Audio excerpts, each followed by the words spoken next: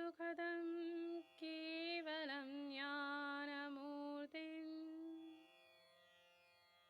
द्वन्द्वातीतं गगनसदृशं तत्त्वमस्यादिलक्ष्यम् एकं नित्यं विमलमचलं सर्वधी साक्षिभूतं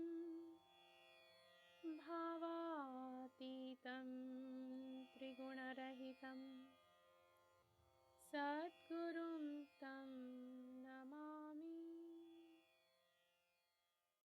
Namaskar.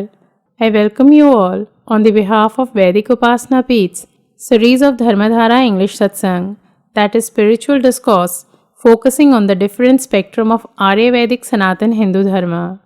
Paying obeisance to my Sri Guru, Paratpar Guru, His Holiness Dr. Jayant Balaji Athavale, I begin today's Satsang. Today's topic is Importance of Guru Mantra. All Hindus are indebted to the ancient sage Maharshi Vedavyas, who edited the 4 Vedas, wrote the 18 Puranas, Mahabharat, and the Srimad Bhagavatam. The full moon day in the Hindu month of Ashad is observed as the auspicious day of Guru Purnima, a day dedicated to the sacred memory of the great sage Maharshi Vedavyas. Hindus pay gratitude to this great Maharshi on this day of Guru Purnima. It being the birthday of Guru Vedavyas, this day is also known as Vyas Purnima and Jnana Purnima. On this Guru Purnima day, all spiritual aspirants and devotees worship Maharshi Vyas in honor of his divine personage, and all disciples perform a puja, that is ritualistic worship, of their respective gurus to pay their respects and express their gratitude. This year Guru Purnima will be celebrated on 19th July. So in today's satsang and also in our few upcoming Dharmadhara satsang, we would know about the different aspect of Guru, the Guru Mantra and its importance, the mode of teaching of the Guru, etc., so that the Hindus know the importance of Guru and celebrate this Guru Purnima festival with reverence. Now we come to our today's topic of the importance of Guru Mantra. Basically, the Guru imparts a Guru Mantra for the disciple so that they realize that the Guru has bestowed his grace upon them. Though the word Guru Mantra includes the word mantra, it mostly implies which name of God a disciple should chant. Now, to understand the importance of Guru Mantra, we would know the difference between the name given by parents and that given by the Guru. The name given by the parents is to the physical body, that is to the Prakriti or the personality, whereas the Guru Mantra, that is the God's name given by the Guru, is in accordance with the God principle, that is the Tattva, which is suitable for faster spiritual progress. Impressions made on the self make us feel that the name given by our parents is our own. Similarly, we should make oneself feel that the God's name given by the Guru is our own through impressions of the name, that is by chanting. The name given by the Guru suggests that we belong to someone, that is to the Guru Tattva or the Guru principle.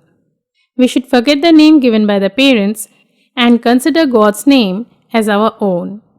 The son carries forward the name of his parents, while a disciple carries forward the name given by his Guru. Now we know the reasons about why is it important to chant the name given by the Guru instead of chanting the name of the deity we like. Basically, we do not know chanting of which name of deity is good for our spiritual progress, and only the omniscient Guru can tell us about the most appropriate name to be chanted. By chanting mantra of the deity we like, only sattvikta, that is purity level, increases, whereas with the Guru Mantra, we can reach the nirgun level or the non-manifest level. Since the Guru Mantra consists of not only the alphabets but also Jnana, that is knowledge, Chaitanya, that is divine consciousness, and Guru's blessings too, spiritual progress occurs faster. The Chaitanya enriched name is known as Bij Mantra or Divya Mantra. Obviously, to get the fruit from the Bij, that is the seed, we have to perform sadhana or spiritual practice. Due to faith in the Guru, we chant the Guru Mantra with greater faith than the mantra decided upon by oneself. Also, when remembering the Guru, we tend to chant the name given by him, and thus our chanting increases. While chanting the name of the deity we like, there is a certain amount of ego. In contrast, while chanting the name given by the Guru, there is no ego. Now we would know about the qualities required in the Guru for initiating chanting of God's name, that is spiritual practice in others. Qualities such as Namjap, that is chanting, Satseva, that is service unto truth, Tyag, that is sacrifice, Preeti, that is unconditional love, and faith should be present at least to the extent of 70%. In an ordinary individual, these qualities are present in the range of 0 to 2%. Ego should be very less, that is 5% in the Guru, whereas in an ordinary individual, it is 30%. Now let's know who receives the Guru Mantra. Only an intense mumukshu or one who has an intense desire for Guru Prapti or Guru Mantra receives the Guru Mantra. If one considers the spiritual level of an ordinary individual to be 20% and that of the one who has attained moksha or final liberation to be 100%, we can say that an ordinary individual is not at all interested in spirituality. An individual with 30% spiritual level performs ritualistic worship of deities, reads holy texts, and goes to temples, that is, performs spiritual practice at physical level. At a spiritual level of 40%, he is able to chant God's name, that is, he is able to do mental worship. At a spiritual level of 50%, he does Satseva, that is, offer services for Dharma's cause. And at 60%, sacrifice in the real sense of the word commences. At 55% spiritual level, he is blessed by a Guru and is initiated with a Guru Mantra. In short, when the interest in spirituality exceeds more than 50%, does a saint behave as a Guru towards that seeker. Only when an individual sacrifices more than 55% of his body, mind and wealth for spirituality does he receive a Guru Mantra. Hence, despite remaining in the Guru's company for many years, people are not initiated with a Guru Mantra because they have not attained the required spiritual level. In fact, we should not ask any Guru for a Guru Mantra. Not just a Guru Mantra, but a Guru does not give anything the individual does not deserve, and if deserving, then he gives it himself.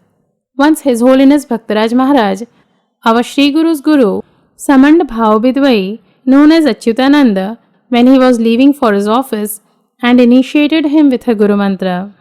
The real Guru Mantra is when the Guru spontaneously tells someone to chant a name. However, it is not enough to just receive a Guru Mantra.